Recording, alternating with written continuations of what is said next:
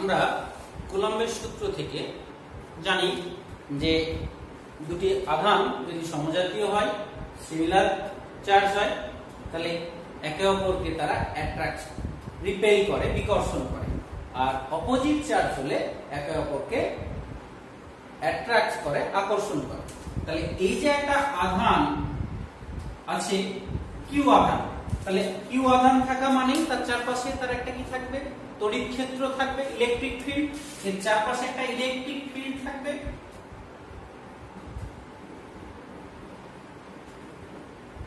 এই ইলেকট্রিক ফিল্ডে আমরা কোন বিন্দুতে প্রাবল্য নির্ণয় করেছিলাম, সেই প্রাবল্য নির্ণয়ের সময় ধরে নিচ্ছি যে এই বিন্দু প্রাবল্য, তাহলে সেখানে কি করেছিলাম, সেখানে যেটা করেছিলাম সেটা হচ্ছে যে এখানে মনে মনে ধরে নিয়েছিলাম একটা +1, দ্যাট মিন্স একটা একক বিচ্ছিন্ন ধনাত্মক আধান, একক বিচ্ছিন্ন ধনাত্মক আধান, isolated unit positive charge, isolated unit positive charge.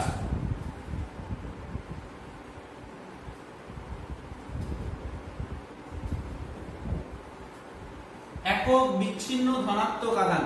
তাহলে এই যে ধনাত্মক আধানটাকে, এই আধানটা কি করত, যদি এটা প্লাস হয় তাহলে বিকর্ষণ করত। তাহলে বিকর্ষণ বলের যেদিকে দিক সেটাই ছিল প্রাবল্যের দিক, অর্থাৎ এ কে বিকর্ষণ করছে, দ্যাট মিন্স এই দিকে বিকর্ষণ করছে, তাহলে প্রাবল্যের দিক এটা ছিল।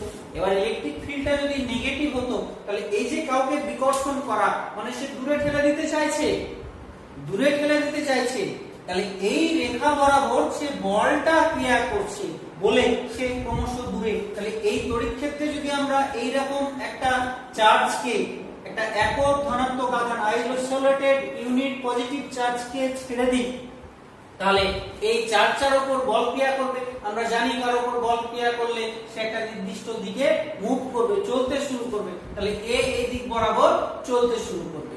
যদি কাছাকাছি কোনো জায়গায় একটা নেগেটিভ চার্জ থাকে, তাহলে সেই নেগেটিভ চার্জ তার যে ইলেকট্রিক ফিল্ড, তাহলে এ কে বিকর্ষণ করছে করে, অর্থাৎ আমরা যদি একটু এইরকম ভাবে চার্জটাকে দেখি,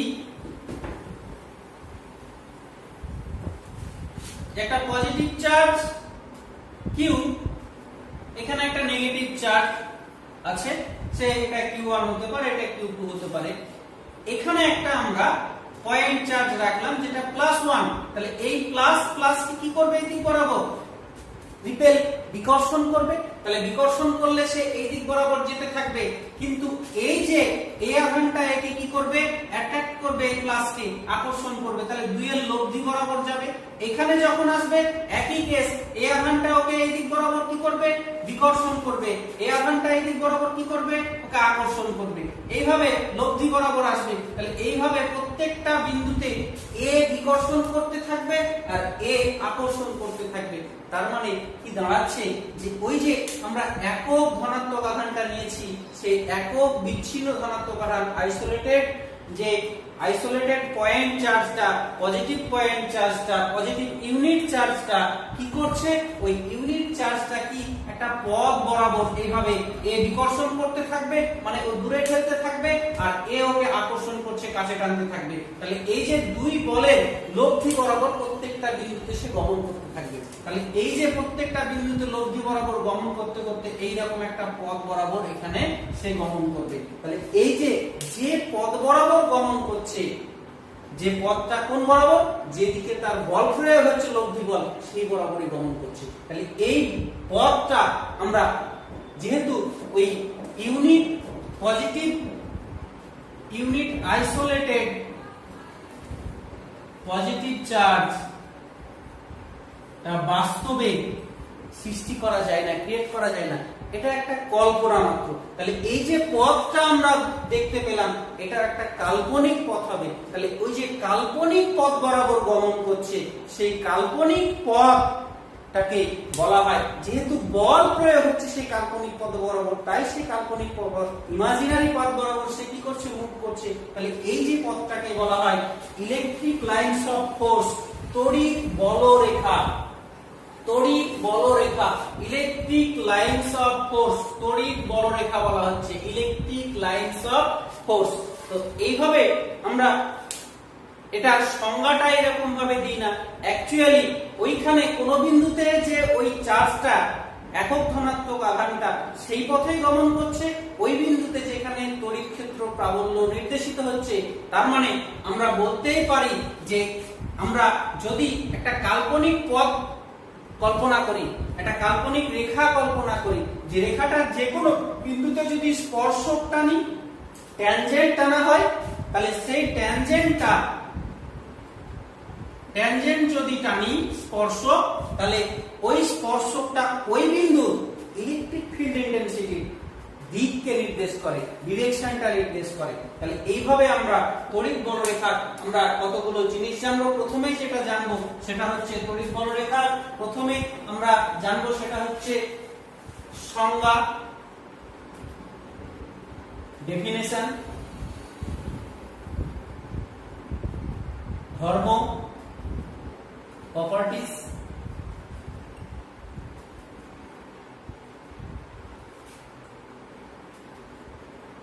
বৈসাদৃশ্য,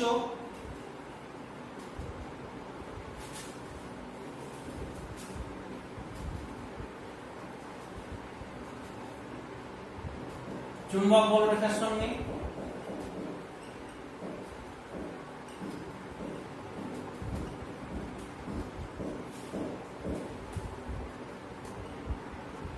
এক, দুই, তিন, চার বলরেখার সাহায্যে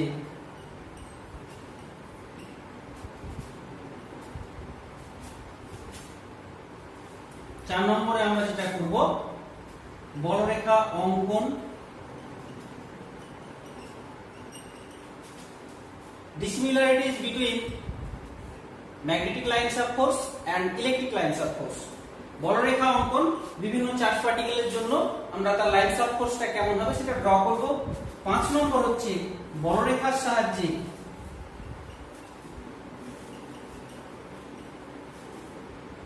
তড়িৎ ক্ষেত্র প্রাবল্য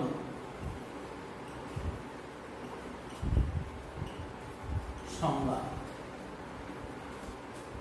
অর্থাৎ definition of electric field intensity in terms of electric lines of force. এইগুলো আমরা কয়েকটা জিনিস পরপর জানবো। তাহলে প্রথম যে জিনিসটা আমরা সংজ্ঞাটা জানবো তড়িৎ বলরেখার, সেটা হচ্ছে ডেফিনেশনটা হচ্ছে, ডেফিনেশনটা এরকম যে আমরা কোন একটা তড়িৎ ক্ষেত্র ইলেকট্রিক ফিল্ড আছে, সেই ইলেকট্রিক ফিল্ডে যদি আমরা একটা ইমাজিনারি লাইন ড্র করি, তাহলে ওই লাইনের যে কোনো বিন্দুতে যদি আমরা ট্যানজেন্ট টানি, স্পর্শক টানি, তাহলে ওই স্পর্শকটা ওই বিন্দু ইলেকট্রিক ফিল্ড ইন্টেন্সিটির ডিরেকশনটা ইন্ডিকেট করে। অর্থাৎ আমরা বলতেই পারি যে তড়িৎ ক্ষেত্রে তড়িৎ বলরেখা হলো এমন একটি কাল্পনিক রেখা, যে কাল্পনিক রেখাটার কোন বিন্দুতে স্পর্শক টানলে সেটা ওই তড়িৎ ক্ষেত্র প্রাবল্যের ওই বিন্দুতে দিক নির্দেশ করে, ওই তড়িৎ ক্ষেত্র প্রাবল্যের ওই বিন্দুতে দিক নির্দেশ করে। এই হচ্ছে তড়িৎ বলরেখা আমরা ডেফিনেশন। এবার তড়িৎ বলরেখার আমরা কতগুলো প্রপার্টিজ জানবো। প্রপার্টিজ গুলো জানবো।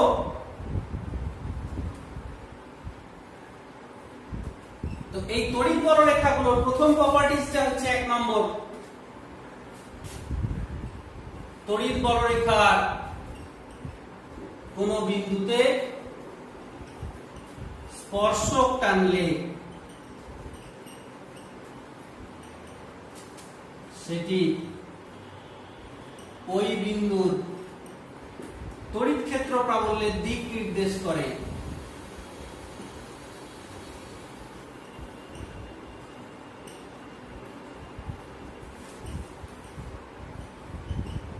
দু নম্বর, এই তড়িৎ বলরেখাগুলো আমরা যখন আঁকছিলাম দেখলাম যে ওই যে প্লাস একক বিচ্ছিন্ন যে ধনাত্মক আধানটা, আইসোলেটেড ইউনিট পজিটিভ চার্জটা কি হচ্ছিল, পজিটিভ চার্জের দ্বারা বিকশিত হচ্ছিল। তার মানে পজিটিভ চার্জ থেকে সে ক্রমাগত যেতে শুরু করেছিল কোন দিকে, নেগেটিভ চার্জ দ্বারা অ্যাট্রাক্ট হচ্ছিল, তারপরে নেগেটিভ চার্জের দিকে ক্রমশ টুয়ার্ডস দ্য নেগেটিভ পয়েন্ট। অর্থাৎ যে ওই ইউনিট পজিটিভ আইসোলেটেড চার্জটা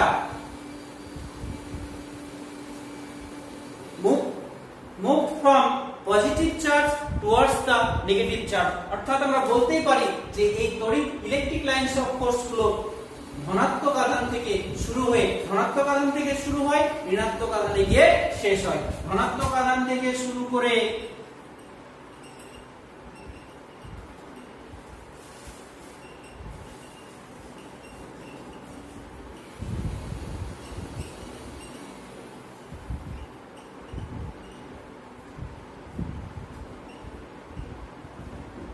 শেষ হয়।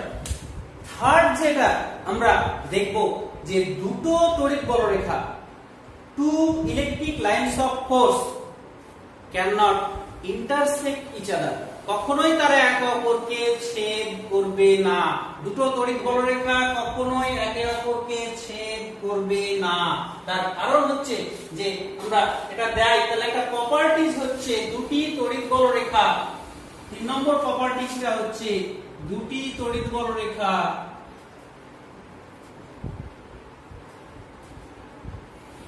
কখনোই একে অপরকে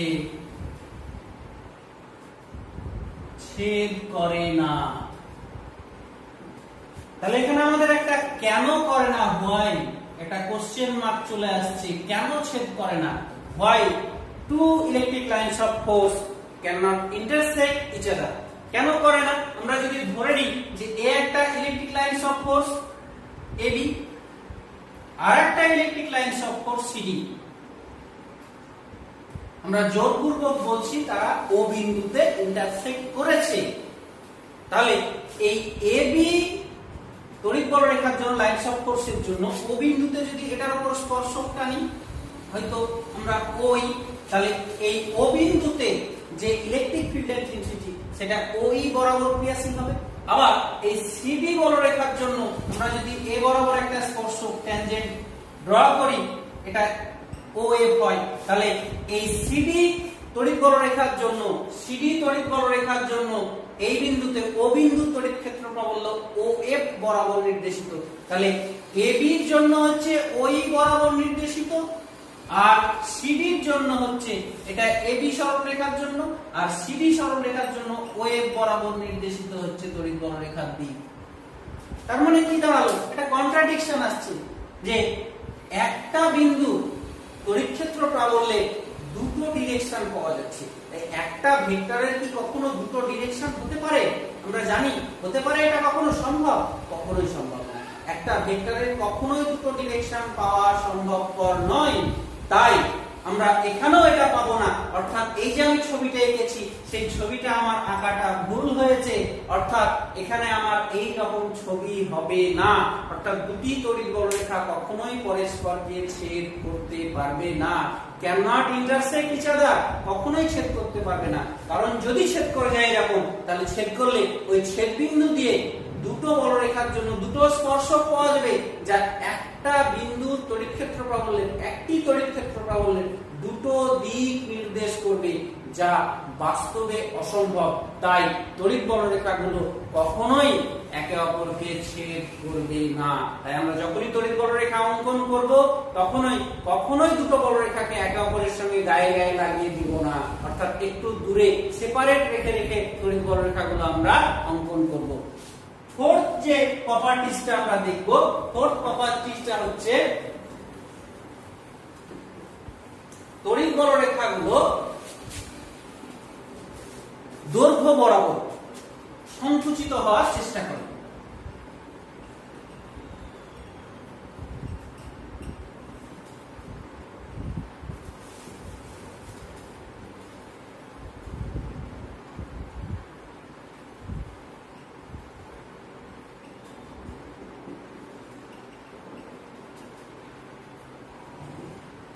অর্থাৎ একটা পজিটিভ চার্জ আছে এখানে, এখানে একটা নেগেটিভ চার্জ আছে, এখানে একটা নেগেটিভ চার্জ আছে। তাহলে এই যে আমরা জানি পজিটিভ চার্জ থেকে তড়িৎ বলরেখাগুলো কি হয়, ক্রিয়েট হয়। তাহলে এখান থেকে শুরু করে ও যেতে পারে, এটা বরাবর যেতে পারে, আবার এখান থেকে শুরু করে এই বরাবর যেতে পারে। এটা যাবে না, এটা গেলে তার দৈর্ঘ্যটা কি হবে, বড় হবে।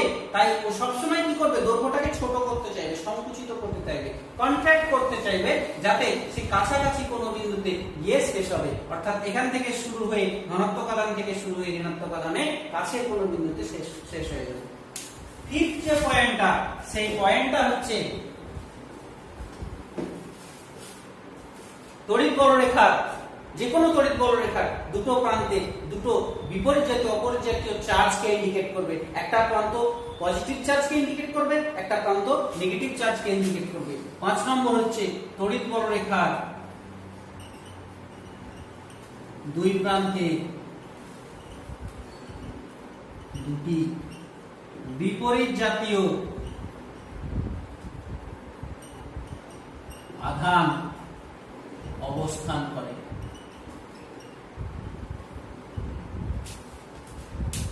নেক্সট আমরা যে দুটো প্রপার্টিজ বলবো, সেই প্রপার্টিজ দুটো খুবই ইম্পর্টেন্ট। এর আগে থার্ড যে প্রপার্টিজটা আমরা দেখলাম, সেই প্রপার্টিজটা খুব ইম্পর্টেন্ট, আর 6 আর 7 যে প্রপার্টিজটা বলবো, সেই প্রপার্টিজটা খুব ইম্পর্টেন্ট।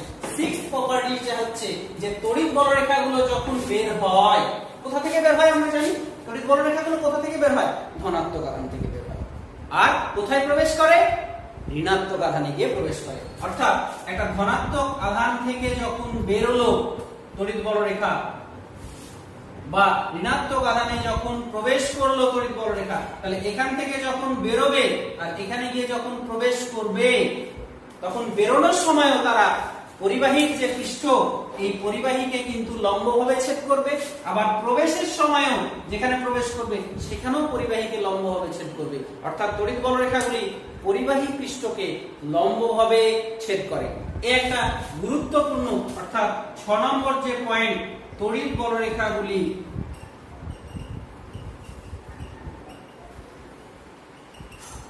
পরিবাহী পৃষ্ঠকে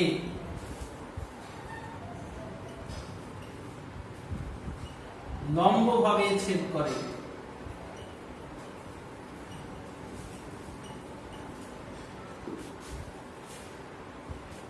নেক্সট আমরা দেখব যে এই নেক্সট যে প্রপার্টিটা 7 নম্বর প্রপার্টিজটা দেখব, সেই 7 নম্বর প্রপার্টিজটা যে এই যে আমরা জানি যে আহিত পরিবাহী সর্বদা বাইরের পৃষ্ঠে, আউটার সাইডে তার চার্জটা ছড়িয়ে থাকে, আউটার সাইডেই থাকে চার্জটা, ইনার সাইডে কিন্তু চার্জটা থাকে না।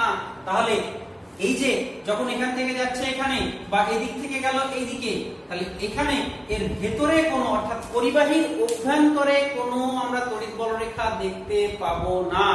তাহলে পরিবাহীর অভ্যন্তরে থাকবে না, কারণ পরিবাহীর অভ্যন্তরে কোনো চার্জ নেই। তাহলে পরিবাহীর অভ্যন্তরে যদি বলরেখা না থাকে, তাহলে এই বলরেখাগুলো কিন্তু দেখতে পাচ্ছি এখান থেকে এখানে শেষ হচ্ছে, এখান থেকে এখানে শেষ হচ্ছে, অর্থাৎ মাঝে এই জায়গাতে কোনো বলরেখা দেখতে পাচ্ছি না। তাহলে এটা থাকবে না, তার মানে তড়িৎ বলরেখাগুলি পূর্ণ বৃত্ত বা তড়িৎ বলরেখাগুলি কখনোই কি হবে না, নিরবিচ্ছিন্ন হচ্ছে না। অর্থাৎ তড়িৎ বলরেখাগুলি যেখানে সে শুরু হয়েছে সেখানে এসে শেষ করতে পারছে না। অর্থাৎ তড়িৎ বলরেখাগুলি নিরবিচ্ছিন্ন রেখা নয়। 7 নম্বর হচ্ছে তড়িৎ বলরেখাগুলি নিরবিচ্ছিন্ন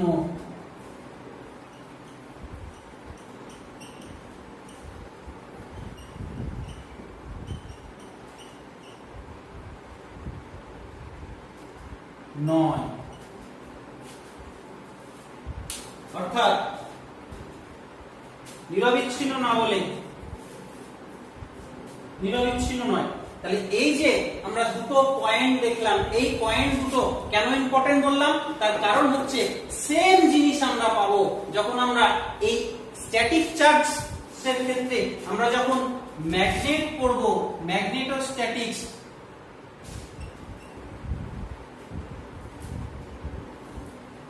অর্থাৎ প্রপার্টিজ অফ ম্যাগনেটিজম পড়ব, তখন সেক্ষেত্রে আমরা সিমিলার একদম ম্যাগনেটিক লাইনস অফ ফোর্স পাবো।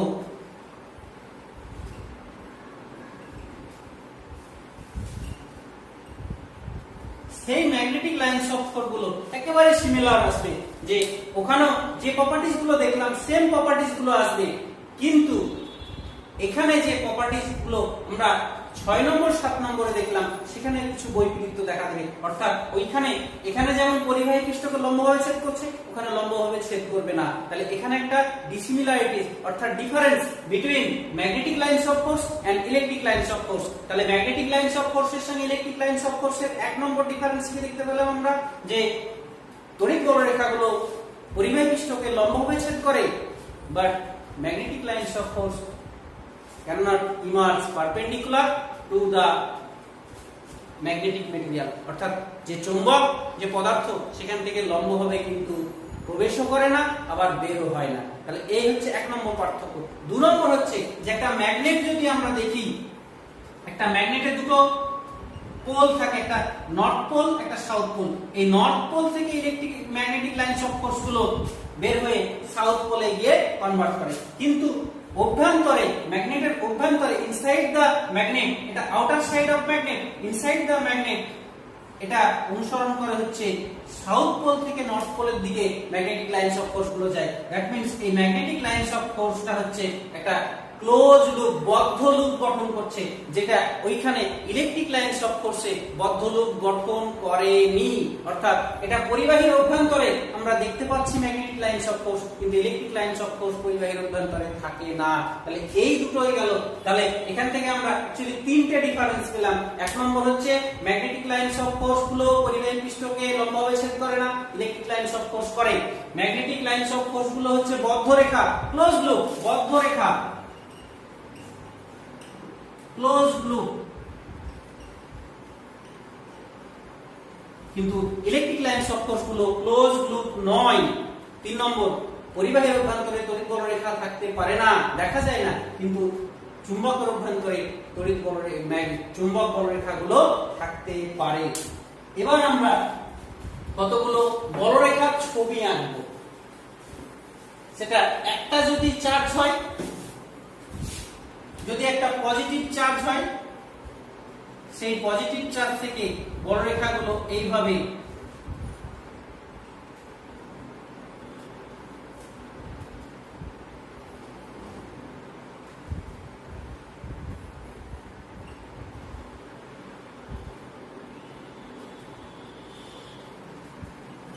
এইরকম ভাবে বেরোবে। যদি পজিটিভ চার্জ হয়, ধনাত্মক চার্জ, অর্থাৎ এখানে কেন্দ্র থেকে কোনো বিন্দুতে যদি ব্যাসার্ধ টানি সেটা লম্ব নির্দেশ করে, তাহলে এইভাবে লম্বভাবে পরিবাহী পৃষ্ঠ থেকে বেরিয়ে যাবে। একইভাবে সিমিলারলি নেগেটিভ চার্জের জন্য যদি করি, তাহলে সবই সেম থাকবে, শুধুমাত্র দেখা যাবে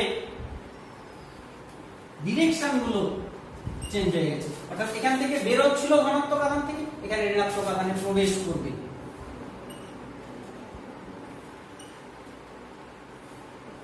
এইভাবে ঋণাত্মক চার্জে প্রবেশ করবে।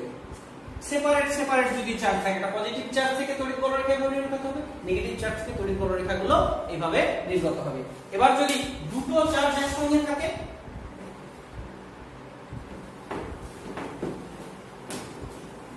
একটা পজিটিভ একটা নেগেটিভ, তাহলে সেক্ষেত্রে দেখবো একটা পজিটিভ চার্জ একটা নেগেটিভ চার্জ আছে কাছাকাছি। তাহলে এই পজিটিভ চার্জ থেকে কতগুলো বলরেখা,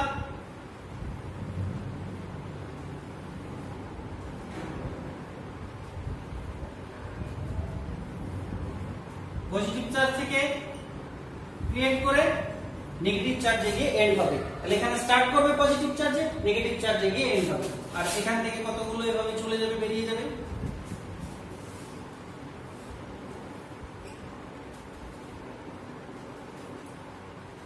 এগুলো প্রবেশ করবে, এখান থেকে বেরিয়ে যাবে। এইরকম দুটো চার্জ থাকলে বলরেখাগুলো এইভাবে আমরা ড্র করব, অঙ্কন করব। এবার যদি দেখা যায় যে কোনো একটা সুষম তড়িৎ ক্ষেত্র আছে, ইউনিফর্ম ইলেকট্রিক ফিল্ড, অর্থাৎ আমরা যে ইলেকট্রিক ফিল্ড পড়েছিলাম, সেই ইলেকট্রিক ফিল্ডে যদি প্রত্যেকটা বিন্দুতে ইলেকট্রিক ফিল্ড হচ্ছে একটা ভেক্টর রাশি, সেই রাশিটা যদি আমরা ভেক্টর রাশি মানে তার মান আছে, দিক আছে, ম্যাগনিটিউড আছে, ডিরেকশন আছে। তাহলে এই যে ইলেকট্রিক ফিল্ডে যদি কোনো একটা ইলেকট্রিক ফিল্ড যেখানে প্রত্যেকটা বিন্দু ইলেকট্রিক ফিল্ড ইন্টেন্সিটি প্রত্যেকটা বিন্দুর ইলেকট্রিক ফিল্ড ইন্টেন্সিটিটা মানের দিক থেকে সমান হয় এবং ডিরেকশনটা একই দিকে হয়, সেম ডিরেকশন হয়, তাহলে ওই ইলেকট্রিক ফিল্ডটাকে বলবো আমরা uniform electric field. Uniform electric field, সুষম তড়িৎ ক্ষেত্র।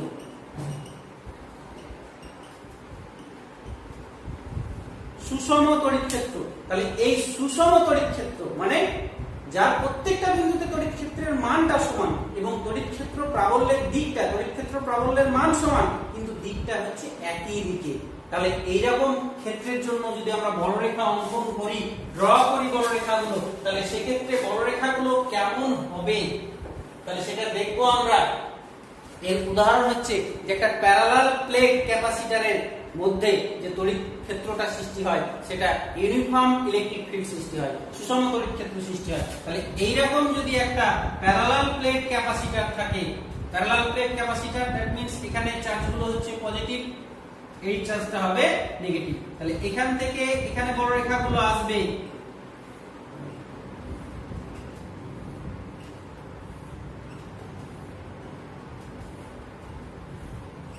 এই দূরের দিকে কিন্তু তড়িৎ ক্ষেত্রটা আর সুষম থাকবে না, সেক্ষেত্রে এইরকম সৃষ্টি হবে, তড়িৎ বলরেখাগুলো বেঁকে যাবে কিন্তু কখনোই একে অপরকে কি ছেদ করবে না, এটা মাথায় রাখতে হবে। তড়িৎ বলরেখা কখনোই একে অপরকে ছেদ করে না। তাহলে এই যে দেখছি আমরা এই প্যারালাল প্লেট ক্যাপাসিটরের, প্যারালাল প্লেট ক্যাপাসিটর আমরা আছে আমাদের পরে করব।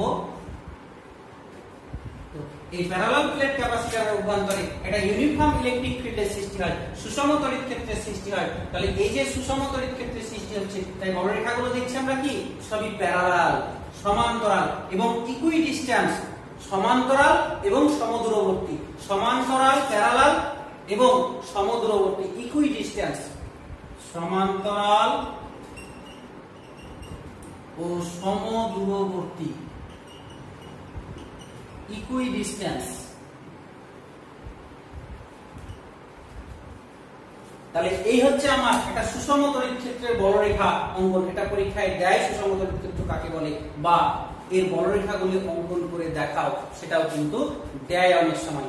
এবার আমরা এই বলরেখা দেখে কোন একটা তড়িৎ ক্ষেত্রের প্রাবল্যের মান কিন্তু বলতে পারি। যদি দেখা যায় কোন জায়গায় বলরেখাগুলি খুবই কাছাকাছি আছে, তার মানে সেই জায়গায় তড়িৎ ক্ষেত্র প্রাবল্যের মানটা বেশি। কোন জায়গায় বলরেখা যদি খুব দূরে দূরে থাকে তাহলে জানবো সেই জায়গায় তড়িৎ ক্ষেত্র প্রাবল্যের মানটা কম আছে। এবার তাহলে আজকে আমরা যে বিষয়গুলো জানলাম তা হলো 1. তড়িৎ বলরেখার সংজ্ঞা, 2. তড়িৎ বলরেখার বিভিন্ন ধর্ম, 3. দুটি তড়িৎ বলরেখা পরস্পরকে ছেদ করে না কেন, 4. বিভিন্ন ক্ষেত্রে তড়িৎ বলরেখা অঙ্কন, 5. তড়িৎ বলরেখার সঙ্গে চৌম্বক বলরেখার পার্থক্য। তোমরা পরের ক্লাসের জন্য ওয়েট করো। পরের ক্লাসে যেটা খুব গুরুত্বপূর্ণ আমরা জানবো সেটা হচ্ছে তড়িৎ বলরেখার সাহায্যে তড়িৎ ক্ষেত্র প্রাবল্য নির্ণয় বা তড়িৎ ক্ষেত্র প্রাবল্যের সংজ্ঞা বলরেখার সাহায্যে।